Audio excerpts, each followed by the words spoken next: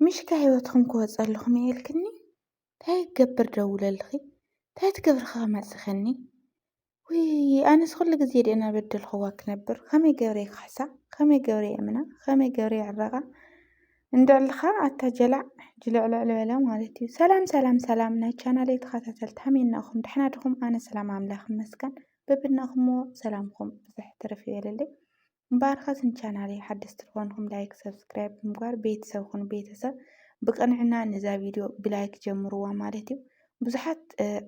حدث دمو أو كومنت صحف لكم لينا بيزاهم سبسكرايب بمقار إيتيو مالتي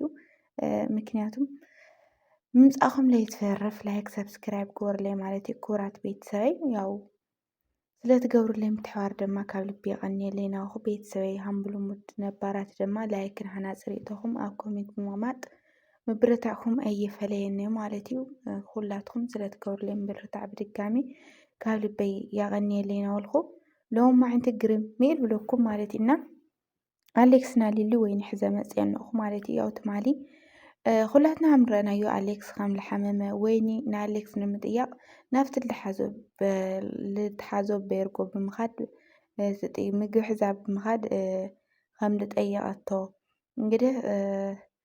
ምሳይ ምሸይ ፊልም ራእይ ከም ልበላ ኣዝታታም ተቋረፀት ቪድዮ ኩላትና ነስታውስ ኢና ናይ ሎማዓንቲ ፍልይ ዘበሎ ድማ ያው ዳጊ ንሊሊ ኣሌክስ ከም ዘሕመሞ ኣብ ቤርጎ ሒዙ ከም ዝደቀሰ እዚታት ንሊሊ ፀይዋ ነውርና ሊሊ ድማ ያው ንኡ ንምርኣይ ናብቲ ገዛ ከይዳ ማለት እዩ ናብቲ ቤርጎ እንግዲህ ታያም ረኸበት ትኸየሉ በእውነት ብዛ ኣጋጣሚ ብጣዕሚ ኣሕዝናት ሎማዓንቲ ሊሊ ማለት ኢና ኳሕኳሓ ትኸድ ተላ እሱ ምስ ከፈታ ኣጋጣሚ ናብ ገዛ ተኣቲ ኣይፈቐደላይ ኣብ በሪ ጠጠው ኢሉ ማለት እዩ ተኣቲ ንወይኒ ንከይትሪኣ ብጣዕሚ ይፅዕሩ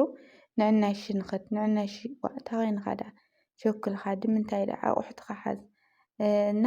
ተረጋጋዕ ለምፀእ ከለኻ ነገር ስተይ እሞ ካብኡ ንኸድ ኢና ምሰለቶ ኖ ችግር የብሉ ንታሕቲ ታሕቲ ትፀበየኒ እሞ ኣነ ኣቑሑተይ ከምፅአና ንዕታሕቲ ከብፅሐኪ ምናምን በማለት ናብቲ ክላስ ንከይተኣቲ ብዙሕ መክሩ ነብሩ ግን ኮይኑ ግን ሊሊ ትሰምዖ ኣይደለየቲ ማለት ውሽጣ ስለጠርጠረ ይመስለኒ ያው ደፋኣተይ ኣትያ ማለት እዩ ቤተሰብ እንግዲህ ያው ደፋኣትያ ታያም ረኸበት እውን ብጣዕሚ ልገርም እና ካብታ ኣትየት ወይዘሮ ወይኒ ኣብ ዓራት ኮፍ ብለን ማለት እዩ ከቢድ እዩ ብሓቂ ይጎሮ እንግዲህ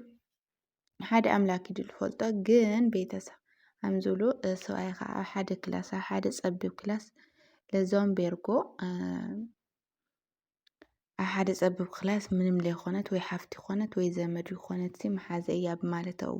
ትረኽቦ ተለኻ ለዛም ተፍቅሮ ሰብኣይ ከዓ ብጣዕሚ ከቢድ ስሜቱ ማለት እዩ ስሜቱ ቃርዩ ለይናይካ ሒዝካ ቃርዩ ቆልዓ ካብድካ ተሸኪምካ ጥራሕካ እኳስ ንእሽተን ይከብድ እዩ ማለት እዩ ቤተሰብና ብሓቂ ብጣዕሚ እያ ነብዓሎም ማዓንቲ ሊሊ ኣነ ናብ ገዛ ክምልሶ እየ ኣብላ ከይዳ ናብራ ግን ናብ ገዛይ ክምልሶ እየ ብማለት ኩሉ ይቕረይ ናብ ገዛኡ ክምልሶ እየ ገዛኡ ናፍቁኒ ካብኡ እውን ስለዝሕመሙ ግዴታ እዩ ናብ ገዛ ክምለስ ብላ ከይዳ ናብራ ማለት እዩ ቤተሰብና ግን ኣጋጣሚ ኮይኑ ሃምለ ሓሰበቶ ኣይ ገጠማይ ሃምለ ሓሰበቶ ይረኸበቶይ ካልእ ነገር እያ ረኽባ ማለት ኢና ነብዓ ኣነ ከምዚ ትፀበኸካይ ንምንታይ ታያኻ በይዛ ፍቅረ እመንኒ በይዛ ከመይ ገብረ ሃምዚ ተሓስቡ ይኾነ ምናምን ተበለት ምንም ትርድአሉ እውን ትሰምዖ እውን ካልኦት እያ ኣብዛ ሃምዚ ትርለኹሞ ትመናጭተለያ ማለት እዩ እና እንግዲህ እሱ እውን ንፁህ ክኾን ክኽእል ግን ሃምዝሉ ምስቲ ልና ኩነታት ሃምዚ ውሉ ትረኽቦ ተላ ብጣዕሚ ከቢድ በይዘወይ ብጣዕሚ ከቢድ ቤተሰብና ውይ ልሊ የኔ ቆንጆ የኔ ውድ ማለት እዩ ኣነ በእውነት ብዙሕ ሰዓት እግዚአብሔር ኣምላክ ሰላም ያተንፍስኺ ብሰላም ነማርያም ይገላግላኺ እክል ድለሊ ምክንያቱም ከቢድ እዩ በቃ ሌናትካ ሓስኻ በዛም ላይ ንደት በዛም ላይ ጭንቀት በዛም ብዙሕ ነገርና ከቢድ እዩ ቤተሰብ ብቻ ግን መጨረሻ ያጥዕመላ ሰላም ይገላግላ ክብል የልፎቲ ብመጀመርያ ማለት እዩ ግን ሓደ ድንኹም ኣብ ኮሜንታት ብዙሕ ዝረኽቦ ነገር ነው ቤተሰብና እኳ ሕሰይ ባዕልክ ልገበርክዮ ካብ ገዛ ለውፃእክዮ ባዕልከ ገለታት ዝብሉ ኮሜንታት ነውሮም ቤተሰብ ብቻ ያው ካብ ገዛ ውፃእ ምሳኻ ይቕመጥ ኢልዎ እቲ ነገር እንግዲህ ለዋዕላ ያወፃ ግን እሱ ግን ያው ንገዛእተይ ኣነ ክወፅሉ ባዕሉ ይፈቕድሉ ወፀ ሓደ ካልኣይ ነገር ለለ ለስተኻኽሎ ብሓጭሩ ነገራት ከይተናውሐ ከይተኻበደ ከስተኻኽሎ እናተገብኦ ድድሕር ጓር ክመላጠጥ እዩ ነገር ዝመፁ ማለት እዩ። ምክንያቱም ካብ ሂወተይ ውፅለይ ወይ ካብ ሂወትና ትውፀልና ይቅርታ ሓቲትካ ንትመለስ ናብ ገዛኻ ክትሎ ተላ ኣነ ይቅርታ ይብለኪ ምንም ለጥፋእኽዎ ነገር የብለ እሳ ድማ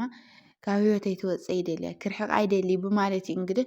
ነገራት ክናዋሕ ነገራት ክስፋሕፋሕ ልገበሮ ባዕሉ እዩ ቤተሰብ ማለት እዩ። ኣብዚ ሕዚ ሎማዓንቲ ትበፅሐ ደረጃ ክበፅሕ ልገበሮ ባዕሉ እዩ። ወይ ንከይሓድግ ያው እዚ ነገር እዚ መስዋእቲ ዝኸፍሉ ነው ማለት እዩ። ኣቱም ህዝቢ እዚ ሕማቅ ነገር ዝገጥምዎና እና ባዕልኸ እኺ እንታይ እሞ ክገብር ሰብኣይ እንድዩ እና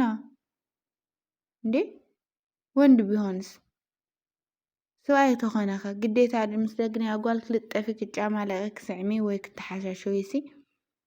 ተገቢዱ ኮይኑ ወዲ እንዲይልብል ኮሜንታት ትርእየና ኳነ ማለት እዩ። ወዲ ትኮይኑስ በዓልቲ ሓዳሩ ሰበይቱ ገዛኡ ገድፍዱ ማን ምስ ማንም ጓል ክመላጠጥ እንዴ ንዕባ ቤተሰብ ብዙሓት ሰዓት ተሕምቕ ተፀብቕ ኣብ ጎና ኮይኑ ኩሉ ክእሉ ኣብ ጎና ልኩነሉ ሰዓት እዩ ብዙሓት ሰዓት ማለት እዩ። ቃሪሉ የጥፍአት ተጥፍኣ እውን ብዙሓት ሰዓት ኩሉ ትፃውሩ ኣብ ጎና ጠጠው ልበሉ ሰዓት እዩ። ጠባያት ተቀየረ ክእሉ ልኮነ ነገር ተኮይና ክእሉ ግዴታ ንምንታይ ዳ ሰብኣይ ይበሃል ሰብኣይኻ ይበሃል ንምንታይ ዳ ቃል ኪዳንካ ይበሃል ኣብ ሕማቕ ሰዓትካ ኣብ ልሓመምካዮ ኣብ ልተኻፋእካዮ እንድሓር ጎንካ ጠጠው ለይበለ እዚ ዳ እንታይ ሓዳር እዚ ዳ እንታይ ፍቕሪ እዚ ዳ እንታይ ቃል ኪዳን እዚ ዳሲ እንታይ ቃል ኪዳኑ ቤተሰብ እስኪ ኣረዱኒ።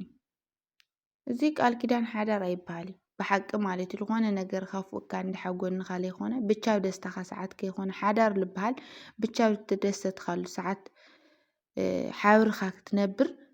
ጥራሕ ኣብ ደስታ ሰዓት ከይኮነስ ግዴታ ወይ ትሓምም ድዩ ወይ ልኾነ ሓዘን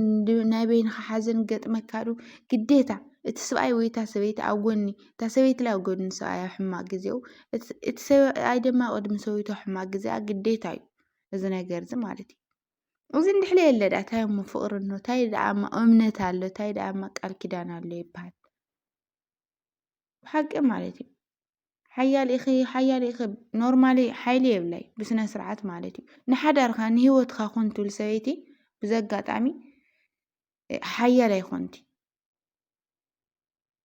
በቃ ንፍቅርና ንሂወትና ንሓዳርና ኩን ሃምዝታት ኣብ ሃምዝታት ኣይትረኸብ ትብል ሰበይቲ ቤተሰብ ሓያል ኣይኮንቲ ሂወታ ሓዳራ ስለትደሊ ሂወታ ሓዳራ ክባላሸው ወይ ክብጨር ስለለይትደሊ ኣብዚ ነገር ዛ ኣትኩሮ ትወስድ ኣብዚ ነገር ዚ ደጋግማ ትጨቃጨቀካ ሰበይቲ እመኑኒ ሓዳራ ብኣኽርራት ትሕዝ ሰብኣያ ትፈቲ ሰበይቲ እያ ምስ ትገብር እውነት እንድሕር ፍቕሪ ለየብልካ እንድሕር ነቲ ሓዳር ለይትደልዮ እንድሕር ኮይንካ ኣይትጨቃጨቆን ደጋግምካ ብልኾነ ብለይኾነ ትጨቃጨቆ ወይ ትፃልኦ ወይ ኩሉ ግዜ በቃ ደጋግምካ ነገራት ደጋግምካ ትጨቃጨቅ ብቲ ነገር ትጨቃጨቅ ተኮይንካ እቲ ነገር ስለትደልዮ እቲ ሓዳር ስለትደልዮ የኻዳሚ እንድሕር ለይትደልዮ ብእውነት እመኑኒ ችላ ኢኻ ትብሎ ሓንቲ እሱ ችላ ልብሎ ንስኻ እውን ችላ ኢልካ ኢኻ ትሓልፎ። ብዘጋጣሚ ሕና ደቂ ኣንስትዮ ነገራት ችላ ብልና እንዳሓልፍና በቃ ኦልሬዲ ሰልችዩና ደኽሙና ናይ ምስልቻይ ናይ ምድኻም መልስና እሽታ እዩ በቃ ስቕታ ማለት እዩ። እና ደጋግምና ዓንጨቕቲ ንብለና ሕና ደቂ ኣንስትዮ ስለንፈቲ ሓዳርና ይኹን ሰብኣይና ስለንፈቲ እንግዲህ ደጋግምና ዓንጨቕ ያው ለወዳት ዓንጨቕ ይመስለኩም ይኾን ክኽእል ናይ ሕማቕ ባህሪ መርአያ ይመስለኩም ይኾን ክኽእል ልሕና ግን እቲ ዓንጨቕታ ነገራት ንከይባላሸ ንክተስተኻኽልዎ ብማለት እዩ ደጋግምና ዓንጨቕ ንብሎ ንኣኹም ግን ኣይመስለኩም ብቻና ሊሊ ዓንጨቕ ኢኺ ሊሊ ሃምዚ ኢኺ ሊሊ ሃምዚ ኢኺ ብእውነት ብነገራችን ሓዳራት ፈቲ ሰበይቲ ብጣዕሚ ዓንጨቕ እያ እመኑኒ ማለት እዩ። ቤተሰብ ሓዳር ትደልዮ ተኮይኑ ሓንቲ ጓል ኣንስተይቲ ብጣዕሚ እያ ትጨቃጨቕ ኣብዚ ትሕዝነናኩም እና በዛ አጋጣሚ ናይ ሎማዓንቲ ሌሊጌ የኔ ቆንጆ ማለት እዩ እታ ኮሕፋፍ ወይኒ ዶ ወይና ትበሃል ግን ብእውነት ብጣዕሚ ኣነ ግርም ያብላትኒ ማለት እዩ ክመፅእ ነበረኒ ክመፅእ መጀመርያ ዓኺ መጀመርያ ምሕሳብ ነብርኪ እዚ ነገር እዚ ቅድሚ ዳብዚ ነገር ምምፃእ ምሕሳብ ነብርኪ ከምዚ ዓይነት ነገር ኮ ክመፅእ ክኽእል እዩ ምሕሳብ ነብርኪ ገዛ ማታ ተፍርስ ገዛ ማታ ተበላሽ ድሓረ ከምዚ ገብረ ይነብረ መምሰልት ኣይ ከምዘን ዓይነት ደቂ ኣንስትዮ ይመሓርኽኒ ኣኺ ብእውነት ናይ ቤተሰብ ናይ ሎማዓንቲ ቪድዮና ብቻ እዚ እዩ ነውሩና ግናቱም ኮሜንት ሕማቅ ትኸውን ብእውነት ከየስተወልኩም ኣይትፀሓፉት ጥፋኣት ሕዝውን ኣሌክስ እና ኣፍታ ኮሕፋፍ ወይኒ ነው ኣብ ልሊ ምንም ነገር ጥፋኣት የለን ልሊ ተበዳሊት ኣራም በዳሊት ኤኮንቲ ናይ መጨረሻ እንትኔ ማለት እዩ ዋላ ተጥፈአት እውን ኣብ ጎና ልኾነሉ ሰዓት ይነውሩ ግን ደደብ ጀዝባ ኢልና ናይ ሎማዓንቲ ቪድዮ እዚ መስል ነውሩ ቤተሰብ ብቐፃሊ ቪድዮ እስካብ ንራኸብ ብዘይ ክሳናወተኩም ማለት እዩ ሰሰናይ ነበልኩ እና ቤተሰብ